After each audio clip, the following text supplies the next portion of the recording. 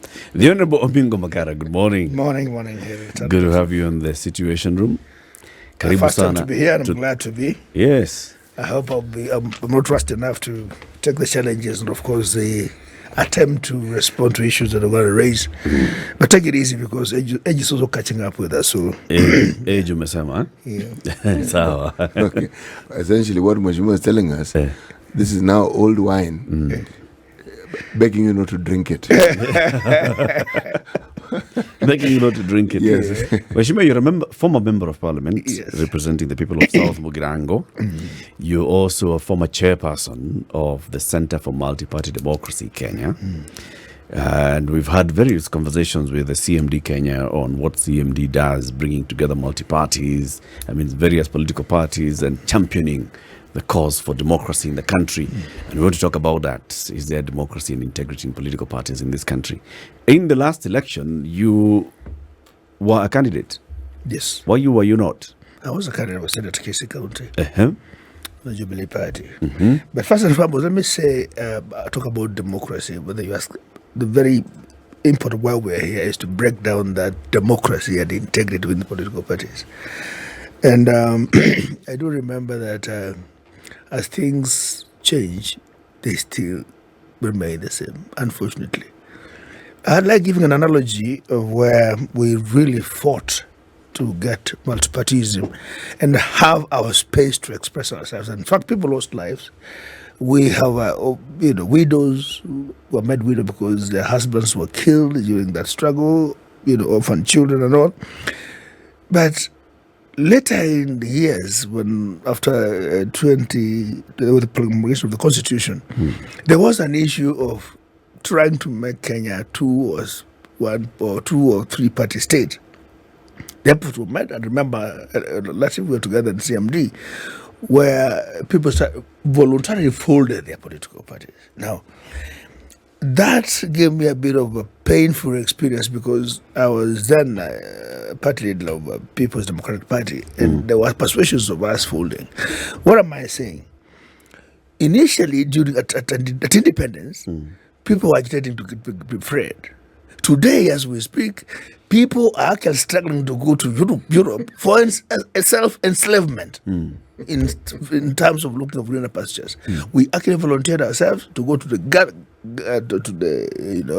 chopping block and give out a particular right. But bringing out back home democracy in political parties, it can only be independent and there will be democracy integrity if we were faithful to the Political Parties Act of 2012, where political parties were trying to be detached from individuals. More often than not, our political space is occupied by political leaders who actually own the political parties. And indeed, we can't run away from it. Remember, if you mention a political party, you can actually trace its domicile and the roots where it comes from, and the big man ahead of it. So the motive of that Political Parties Act, which was supposed to bring integrity, independence, and public audit on political parties, was to enable national coffers fund political parties, detach it to one-man show, and bring public accountability. That act was actually they was amended, but now luckily again we are bringing it back to share. It's revenues. still the same. Yeah, about how it's shared. It sounds, when people would look at this, they say, all right, so an individual such as OMINGO MAGARA forms a political party, registers a political party, brings in some people and says, this is our political party. And everybody knows the supremo of that party is going to be OMINGO MAGARA. But with that whole thing of bringing, the law to parliament and making sure that political parties, in the name of supporting our nascent democracy, we shall then finance political parties from the state coffers, is basically removing that burden of running a party from an individual, the supremo, but the supremo will still remain as a supremo. So it's basically the supremo just going through the back door and saying, I am the party, I have brought people to parliament. Because of the number of people I've brought to parliament, our party is going to get money and the party will then now run its operations. But everybody knows, even the executive director of the party knows, I am the owner of the party. I'm the one who says who sits in the elections board. I'm the one who says when we are going to hold elections, if at all. And political parties in this country do not hold elections. What do you say? Now, truly, the intention was right, and that's why they were trying to put it across like we need to make our party look national. Look national. Yeah. Not be national. There's a difference between looking national by putting names of Kamau, Diambo, Lima. Yeah. Look national, but not be national. And it's actually the cause of this is our negative ethnicity and the balkanization of our country on tribal lines. We can't run away from it. To be honest with you, we're still tribal. Until that cancer of holding on and saying, yes, my party, my people, my region, my supremo, no matter how much money comes in, we shall come afraid again and get back money to our cover. Say, please, pull as many more votes as possible to get this national share to our side with our system, our arrangement, and our nomination policies that favor us as opposed to them. So, Moshima, as you look at it now, you're talking about it's a cancer that we cannot run away from, this negative ethnicity that you speak of. But at the same time, we're trying to look at the multiplicity of options that multi-party democracy brings, isn't it? But then there's this thing that's stopping it from happening. I mean, don't even get me started on the fact that political parties in this country are not for the ideology, they're for the character. But then, isn't there an argument then for a one-party state? If we cannot run away from this tribal issue that still divides, even on those party lines, right? Then those who speak of having one party, since we're all in this thing, don't they have a case then for argument? Ideally, it was tried. And I can tell you, the moment we said we wanted to have Jubilee in 2013, still those forces within that Jubilee party deliberately cannibalistically disintegrate, and we start from zero. I can tell you, it's a zero-sum game. It has to do to the generational change and the change of our attitude and being honest with ourselves. You know, have you not had people not caring how they get leadership? It doesn't matter how many die, but I want to be in that space. Again, it's a moral issue. We need to start cultivating the nationhood in our CBC, curriculum, for example. I do know for a fact some of us who have been here long enough are the ones who are causing the cancer to still spiral on again. So we need to, again, exit that culture of people believing that's where they belong and usher in. The other challenge we have refused deliberately to nurture anybody else to come after us, mentoring leadership. Because if you mentor them, you feel like you are threatened. And that's why things remain the same, because the same MAGARA you saw in 19 sit down, the same MAGARA you see today. I remember in Parliament, one of my colleagues told me that I don't care what you think. My party is XYZ. Not the name of the party. My party is the party.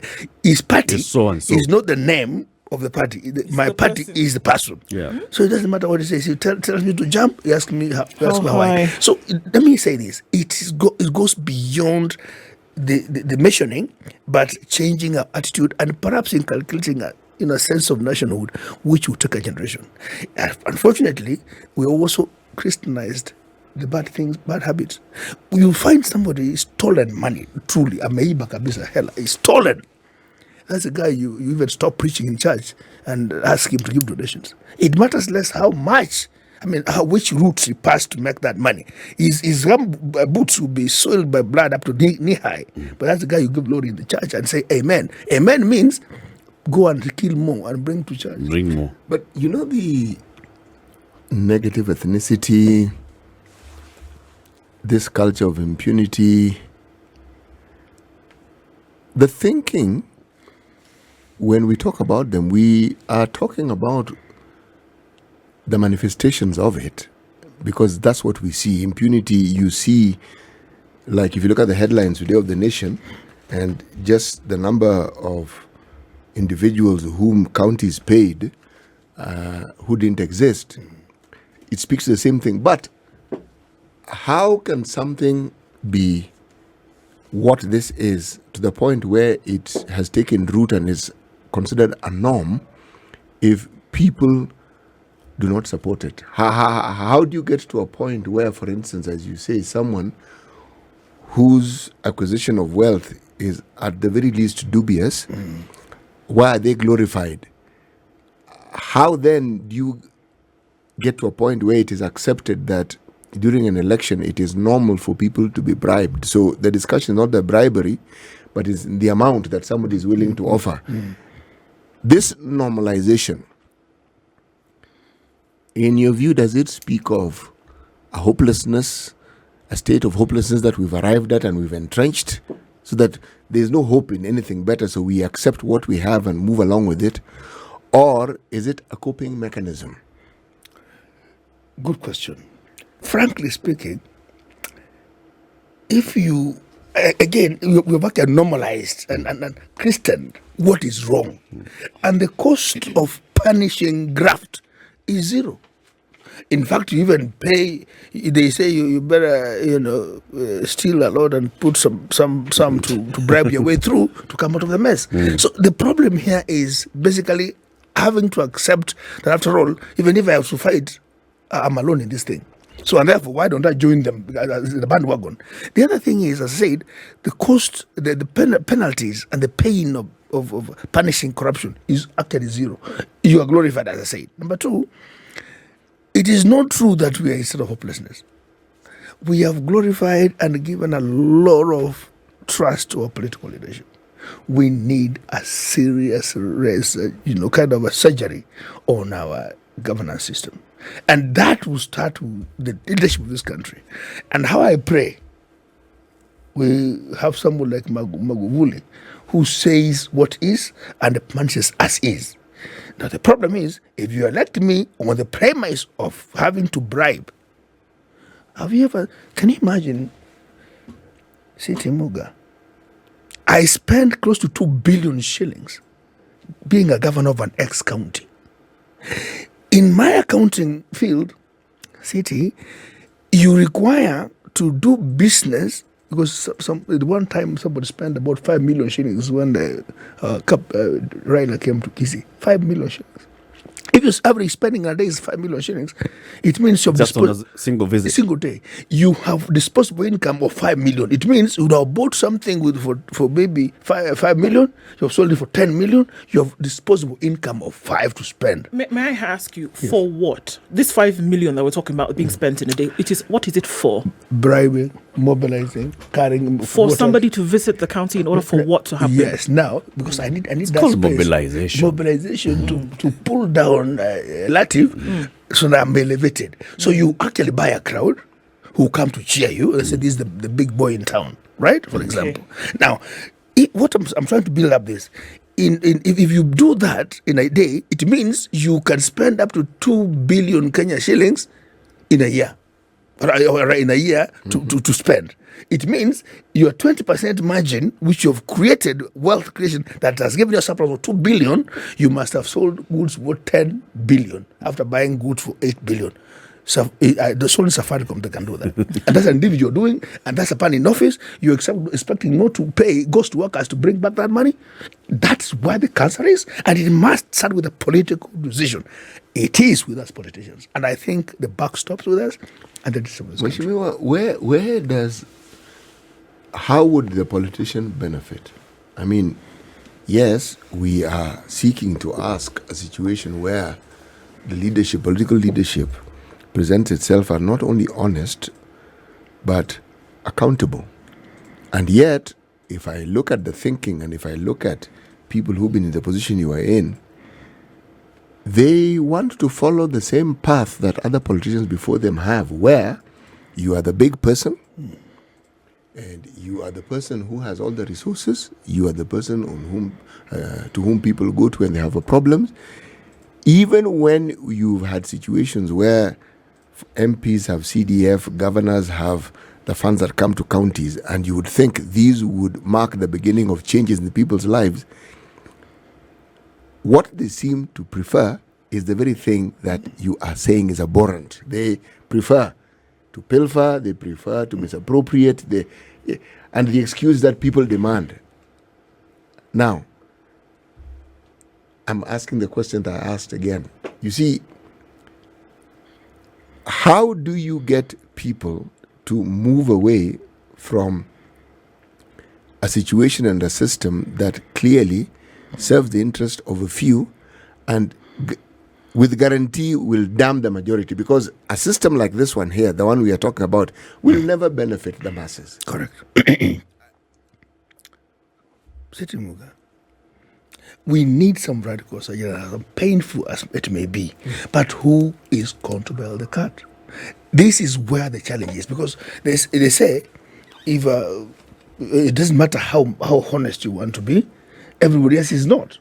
So we need somebody to bail the cat, and we must have some serious, painful decisions, not from any small person out there.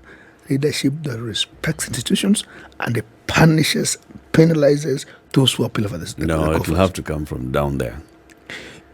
Those of you at the top are the ones who are benefiting from all this, are the ones who are perpetuating this. You're the ones who do these things. You're the ones who've basically just schemed. You have devised a very beautiful scheme. You've called it multipartyism and democracy and, entrenching democracy in this country. And you've come with the Political Parties Act and Register of Political Parties and all these other institutions. And basically, if we go by what you've just said, it is a scheme to steal from the public and usurp power and authority from the public. Let me explain. So a leader of a political party, like we've just said, forms a party and they rally people around them. This is a popular person on the ground, and so they form a political party. They get into an election. They are taking money from candidates. That's financing them. Those candidates are popular enough to get elected, or the leader is popular enough to get the candidates elected in his name. The people go to parliament. When they go to parliament, those people have to pay money to the party. Is it 10,000, 100,000 shillings every month, whatever amount, every month as membership fee for the party.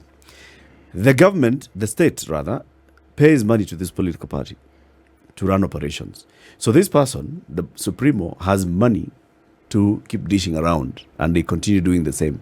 They come back to the people and they do the same. They use their influence at the counties. They do the same to get money. So it's a scheme that has been employed very well by the people in top leadership. And for it to change, it will not come from those people in top leadership. They'll keep amending the Political Parties Act. They'll amend all other laws, Leadership and Integrity Act, Public Officer Ethics Act. All those things will be amended, but never to touch them. So if there's anything to change, Mheshimiwa, I put it to you, it will come from somebody who is not on OMINGO MAGARA. No. We are all at the center of this. But this problem must start somewhere to be fixed. But let me start from a fairly an abstract manner. The church is responsible here. You media are responsible, because if people are not informed, although, let me tell you, and my confession over the last elections, I had a wonderful proposal on how to do oversight on counties. A wonderful proposal on how to involve our people in budget making process, so they don't go to the governor with a begging bowl, please give me a road. It is stupid. It is nonsense. It's primitive. That you are the one to appropriate resources as an MCA or National Assembly, then you wait for the president to come and dish out what legitimately you gave him to spend. You're the one on you. Yeah. It never made sense. Those ones who paid, who had stolen a bit of the money, through whichever means, they were the big boys who are in office today. Now, if we fail at the national level in terms of national leadership, I would want we have political awareness of our people. And Eric, it does not start, if they can't do it out there, these people here who have donated the powers to us can act. But will they act if they have no information? Will they act if their stomachs are hungry?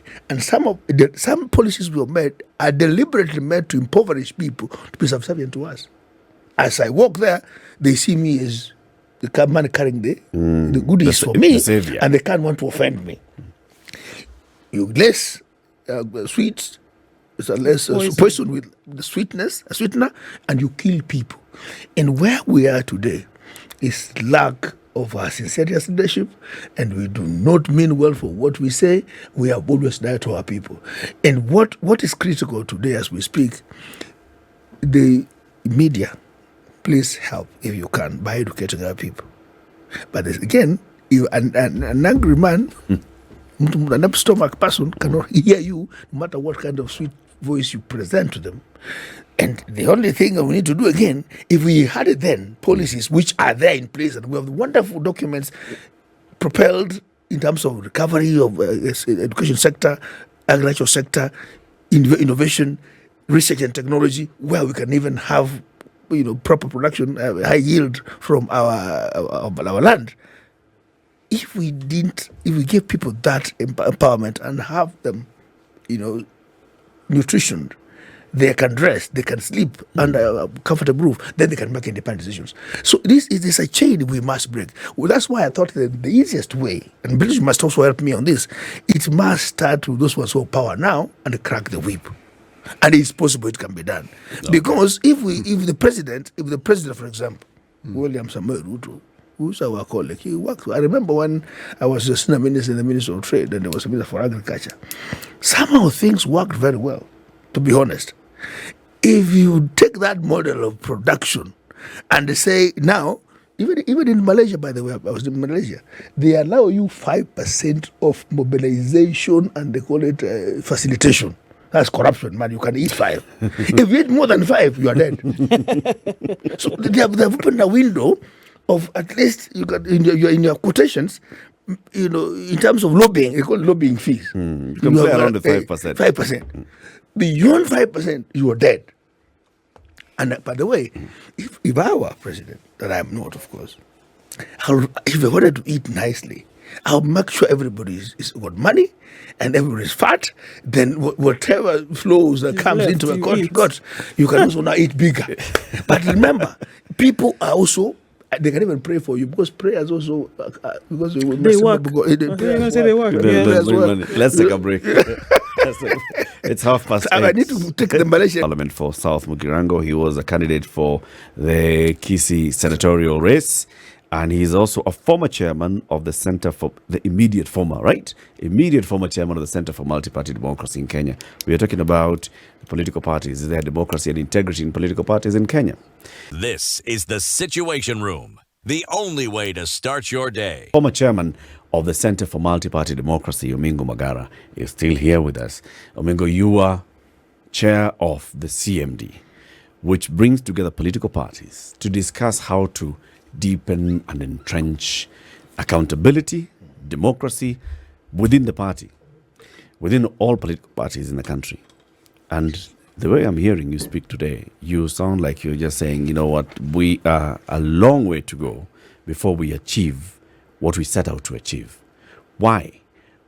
What did you do as chairman of CMD? As CMD, what is it that you do to make sure that we are heading down the right path? And what has been the hindrance or stumbling block? No, but Eric, remember during the 2013 elections, we had challenges of people trying to form a political party in 2017, which some of us resisted that kind of vice, and we said we better die standing than live long on your knees, because you have chairman of multi-party democracy and you form political parties that you ain't actually preaching, standing true to what your calling is at that center. Now, CMD essentially was to bring in political parties where there are disagreements. We discuss and engage on issue-oriented politics, which we tried in 2017 and it worked, because we keep preaching that it doesn't matter who gets in there, but indeed, we agree on issue and you challenge me intellectually and you win, then we succeed, all of us. On that bit we succeeded.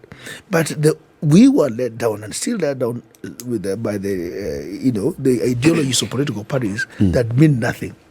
In fact, all political parties are copy and paste, and I must confess. Not one that has... Including your former party, PDP. It's like a tailor-made thing. You copy and... You only change a few things here and change the name of the head and the logo. And things happen. So because then you don't mean what you say. That's the reason why you realize NAC, our ruling party, didn't even have an MCA after Kibaki left. Jubilee performed it dismally after this, for a government party. What does it tell you? Zero, it's founded on zero principles, loyalty, zero reward to the diet of political parties. There's no ideologies. What happens therefore is who is closer to me, my brother should be nominated to X, my sister, whatever. It makes zero sense. So then the commitment to a political party fails. In 2007, we almost got there. When ODM was being formed, we had ODM, and I don't remember which other side was that. TNA, 207 PNU. PNU, yes, PNU. You would feel like we are Democrats and Republicans.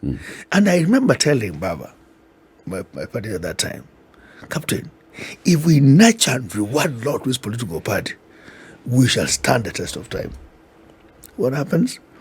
When we get into the table, then it becomes not our party, but my party. People start flying out because then you get no space. If you raise matters of concern to the political party in terms of the structures which you have built, you're called a traitor and a mole.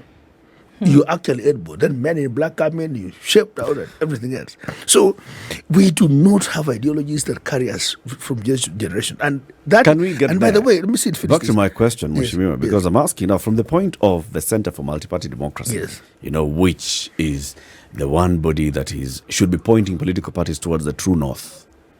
Can we really get there? It From your depends on- interactions with these parties? Far from it. The ideologies are different. Our motivations of being there are different. It's only, as you said earlier, what is in there for me and my community and my tribe. And as I said, it's going to be a generational thing, but I can also tell you, it must start somewhere. I don't know where to start, but help me. If Mama Mother said, if that pigeon would drop at least a drop of water in a burning bush consistently, that bush, the fire would be extinct. It doesn't matter how small it starts, but it must start somewhere. My worry is, all of us should not start folding our hands and keep talking about it.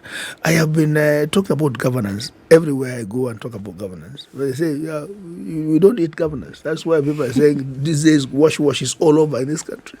People want to take shortcuts. Young people from university, my brother, wants to drive a VX, V8. I did not. I had a Datsun 120. Why after 10 years in my employment? But today somebody wants to do a tender deal, and we are encouraging them to do it. You're creating that space. People don't want to work. They want to sit somewhere in under petrol station without an office, and they just exchange papers. Then there's moja, and you are done. How can the economy grow? How do we enrich and encourage our young people to be more responsible citizens? Because again, it has politicians. When you get there, a quick one, you have a VX V8 with the 10 chase cars around you. People say that's a fashionable thing to do. And now that hopelessness comes in because the people are copying what is good, and even if it was done in a rotten way, it is actually adored and worshipped. But if we're looking at the people who are coming up, if we're looking at future leadership, look at the examples that they've been given. And this is the question that he's asking. Look at the examples that they've been given. Everybody, with exemption to nobody. Look at the examples they have been given about those who are in positions of leadership, national leadership. And those who are sitting in national leadership today, say for really, exempting none. What examples are being left for these future leaders that we keep speaking about? Coming into this, whether it's multi-party democracy, whatever will be the modus for or government, state, national operation, who do they have as examples? And even if the media were to teach, upon what are we teaching? And that's why for me, unless there is a complete removal of when the surgeon is going for surgery, they do not say, oh, how about we remove half of this tumor and see what happens later? No. It's the whole thing in order for you to start again. Is that not what we're talking about? We're talking about teaching children. All of them. Yeah, we're talking about teaching children at school. But upon what foundation? What are we saying here, really? Can we build a house on a weak foundation? You are actually almost agreeing with what I said in terms of radical, painful decisions done by one who has a political space and the mighty and the instruments to do so by cracking a whip. First, respect institutions. Give them, empower them. Crack the whip and make corruption expensive or painful. In fact, I would rather recommend something serious. Firing squad. Fire a few without looking at the memorize affairs. If someone surely is, let me ask you, really, Eric, you are told to supply oxygen to Kenyatta National Hospital. It's a moral issue, really. And I can tell you, madam, it is us leadership, and we take responsibility at the center of it. This is a political decision. Even this SGR thing we're talking about, if we keep quoting it in terms of economic structure, it won't work. It requires a political decision. And unless we do have that political decision, it is going to cost us quite a bit. But let me go back to what we're saying. If we had the leadership that has that, willingness to transform this country, it's doable. People say, my human right. But your human right ends where mine starts. I was given an example of Kenyatta Hospital. And you are here sitting and feeling so sweet that you're supposed to supply oxygen to Kenyatta National Hospital and you supply air. Consequently, infants who are born premature die. Then you're serving your children food and out of that kind of rubbish. And they take them to Harvard. They will not pass even exams, I can tell you for free. So it's supposed to introspect. What is it you're doing to yourself and your future generation? God is real. He punishes up to the fourth generation. And that I will tell you. When I was a chairman of Public Accounts Committee, it's one time, guys were saying, hey, boss, people eat where they work. I said, man, I was elected from South Mogrango and I have a position of responsibility to speak on behalf of people and not chew on their behalf. Then I was not fashionable. Today, perhaps I would not have left Parliament. I would be buying my way through. But thank God, I'm still relevant and I'm still in good health. Because sometimes when you do some of these stupid things, you can't eat. You're worried every time. People must be told in perspective. You will be worried 24/7. You may start having your organs collapsing. You don't take milk, you don't take sugar, you don't take bafuta, you don't take salt. You eat food worse than a cow eats. So what are we saying? Can we preach this and tell these guys we need to change this country? But who's going to do that then, Mheshimiwa? I mean, political leaders. You're speaking very well, right? And I just think about you as a person. You got into Parliament, your brother, you took up a seat after your brother had passed away. You got into Parliament, you got into politics. How many political parties have you moved in and out of in your political career so far?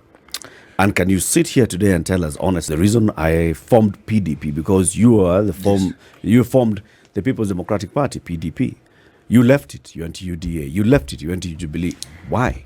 Good question. I mean, as I talked about, is sometimes you want to be an idealist, but in a wrong environment.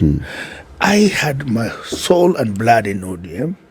I did the best I could, but I realized then, therefore, there were more owners of ODM than OMINGO MAGARA. The reasons I could explain to you, but basically it was in the by-election. One gentleman I had lost in my petition by-election. So Manyoha, who lost petition much later, they said he's going to get an automatic ticket. In my case, a national treasurer who lost my bit earlier, they say they don't see like they have a candidature in me, so they were trying to look around and see whether. Reason, I couldn't be compromised on the issue of Anglo-Leasing when I was chairman of Public Accounts Committee. They had to ship me out. I had to leave. So it's because of your political stand? My position. All right. I formed PDP, which I stuck to for all of that time. Apparently, again, in the seat I was running for, the county seat, it was humanly impossible to do like a lone race because I ran twice. You can't do the same thing several times, expect different results. I thought I would join a movement called UDA, and we moved in together. How wrong I was. Things were not the same again. The other is history. What am I saying? It's do we believe in what we say? Now, in terms of, creating a difference, because you see, again, I may not be perfect, as it were, but there are things which sometimes people don't want to talk about.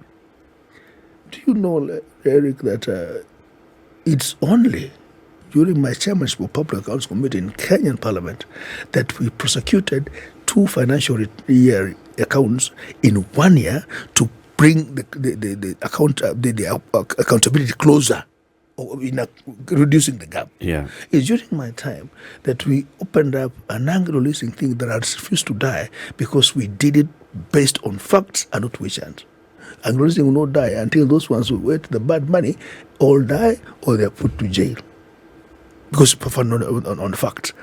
Again, when you do that, you're a bad boy in town. You're butchered. In fact, my party then, Ford people, they were waiting for the term to end so they can come remove, because that time PSC you had to be a chair only 1 year.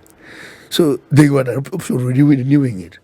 They're counting days. When are these days going to end? So this man can remove. And I was chucked out the following year, zero committee. What am I saying? When I had my space, I did what I could. And I said, if I did what others could have done, perhaps I would still be in Parliament, but I wouldn't be the way I am. Because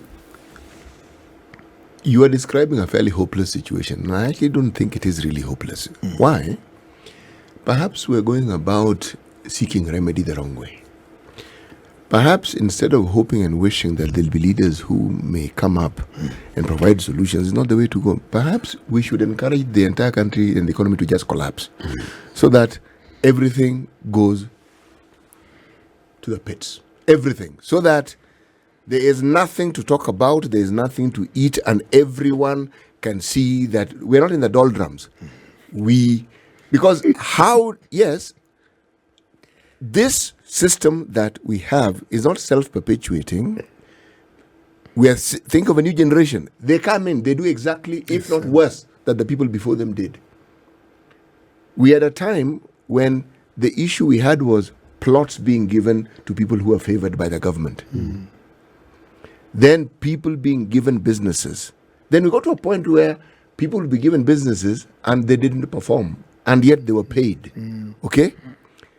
We keep moving from bad to worse, where you are told the cost of building this railway was X number of billions of shillings, and then before you know it, a multiplicity of that same amount is now what it has cost us.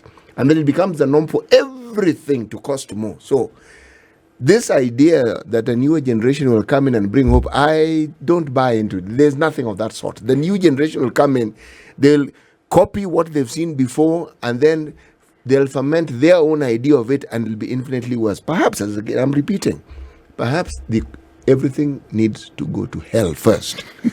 The whole thing. That's a bit radical. Burn the whole thing. No, let the thing just collapse completely. When it collapses completely, then we will be on an even keel. There'll be nothing like someone is benefit. There'll be nothing to steal anyway. So those who have chosen a career in thievery will have no career. Okay? So they have to start from the same point as everyone else. They will still be eating city. Yes. Even when that thing is burnt to the ground. Look at those that you call failed states. Eric, you know why I'm saying this? I'm painting a dismal picture because how do people get to understand that what they are doing is harmful? Is when you reach the nth, when the harm is seen for what it is. Because if it isn't seen, like now we have all these governors who, it is mentioned, were paying ghost workers. Okay? It is not possible for such a thing to happen for the length of time these people are governors without them having a say or knowing. It is absolutely not possible. But what will happen? You see, this is the point. We have a judiciary that shone a great light into. I started believing that these things that we are seeing can actually work, and the judiciary can do what they are supposed to do. And they have been doing so. But they are also not totally free from this influence we are speaking of. We look at the police force. I'm simply saying, if the people whom we have elected and we've given the mandate to look after our interest, to make our laws and to even budget for us, if a new lot comes in and all we see is them doing the very things that will benefit them, I refuse to be dragged into this particular hellhole where all I'm seeing is hopelessness. It isn't all hopelessness. Can I interject, please? Please, no, interject by all means. Please, that's a bit trusting. Why? But let me say this. Is anything in this country ever I agree with you, Buga, that even those young people we are looking up to as change managers, I actually even was. The young leaders today are actually worse. They stand for nothing. They can't even contribute anything in the house. So what is in there for me? It even worse. But also, don't write it off like we have nothing to offer the political class. I want to take you back to. Okay. No, wait. Can I take you back? I want to take you back to. I'm just returning the favor. Just as you asked me to. Yes. Let me also interject. Okay. And before you get to the point, tell me this one thing that this political class has done which is useful. This last parliament, just tell me, not two, one, which you can say has benefited the citizens of this country profoundly. I am not competent, but I want to take you back this regime that has gone. No. This one is the one I'm concerned about. Not this current parliament, the one just before them. Not your time. He wants to talk about the one he's participated in. No, we know what they did, and there are things that he has pointed out to which are true. It is this immediate former parliament. That's why I asked one, not two things, just one thing which they did, and you say, this one has helped change the lives of the citizenry of this country. One. I want to confess, I am not competent to say any one of it. Yes. Zero. But I want to take you back to the other previous. All right. The Kibaki regime. It's possible it can be done. Kibaki did what Kenyans expect them to do. Somehow. Mheshimiwa, yes and no. Why it is yes and no, it's a mixed bag. Mm-hmm. The government that preceded the run of Kibaki's had very many things that didn't work for them, and yet there are very many things they did whose benefits we now enjoy. Yes. Okay? But the thing that government of Moi was symptomatic for is systems which had collapsed, literally, completely. Now, it wasn't very difficult for the Kibaki government to put in systems after all they had collapsed. There were changes which were positive, accepted. Now, the government that came after Kibaki's, what did they do with the systems, really? Collapsed again. Yes. Now, I want to persuade you to give the current administration, with the kind of promises that they gave, give them the bit of space. Why must we give them space? I mean, I keep hearing this story. Why is it incumbent upon us to give them space? Space for what exactly? When people come to say, give me this position, it is not a matter of, and then when I get the position, I'm going to need some time and some wiggle room to be able to get it done. No, it is here you have this position for which you're paid, by the way. It is not free. It is not a good Samaritan. It is a paid position for which there are certain things that you must do. And the highest integrity then is required of you. The highest in terms of managerial skills and expertise is also required of you. So when we say give space, for what exactly? This is something that needs to be done and done now. This is the country that is living and breathing and pulsing every day, every moment, people over which livelihoods need to be protected. So what space exactly are we talking about here? I'm not trying to be an advocate for the current administration, but remember, of course, there are issues in terms of the court cases and putting the systems in place, and I'm not the advocate, but I can't assess them as we speak now. I think that'll be unfair because the minister has been appointed today, and you see, if you didn't want ex-minister in finance, you can't expect him to do your policies, which maybe their heart is not in it. And remember, they didn't want him in the office, for example. And I am not saying I'm an advocate for you, dear, because the Kenya Kwanza administration, but I think, to be honest, if we give them another 3 months, so you can bring them to account. Like City. City says start counting from the day the PS has. If you want to count, yes, from the day the PS, when everyone they want in place is in place, then I'll count 100 days. But it is not a question of whether we should give them space. No. They are in leadership. Okay? Now, do what you're supposed to do and tell us so that we can see. What is this space you're asking for? Are we in a position to prevent them from doing what they want to do? We are not. Are we in a position to waylay whatever? No. They have all the powers and they have the mandate. So, do what you're supposed to do and then let us see. I want to let's pick one item of the campaign manifesto. Yes. And of course, I'm saying something like reducing the interest rates and empowering people to start productivity is a very useful thing. In fact, if that works, we can start seeing a spur of growth in the economy. For instance, if somebody says, I'm coming with a policy of a hustler fund, for example, you require some legislation in Parliament to have that operationalized. You need to have people trained to uptake of that fund, because you also dish money into people's pockets. Yeah. So I'm talking about, I'm also a believer in structures, because you don't then take 50 billion, go up, bring it out, give so and so. You give somebody in the office who did not believe in that hustler thing. So I would suggest we give them, at least from the point of the PSS, give them 100 days and we bring them to So we start and of course, I'm counting a 100. very particular person. I'll raise it. I don't. Shmir is asking us to give them something they already have. We start counting. I think he's saying what you've been saying, City. Yeah, from Now that the PSS are- From fast. the point that PSS From are fast. appointed. Let us see. Start counting 100. And bring me here. Our time is up. The Honorable OMINGO MAGARA, former chairman of the Center for Multi-Party Democracy and former MP for South Mugirango, former candidate for the Kisii senatorial race. Thank you very much for joining us. Yes, we'll bring you back here. It's my pleasure. We'll Thank keep you looking so at what the government is doing and what our politicians I'll are be doing. doing a truck as well. Very good.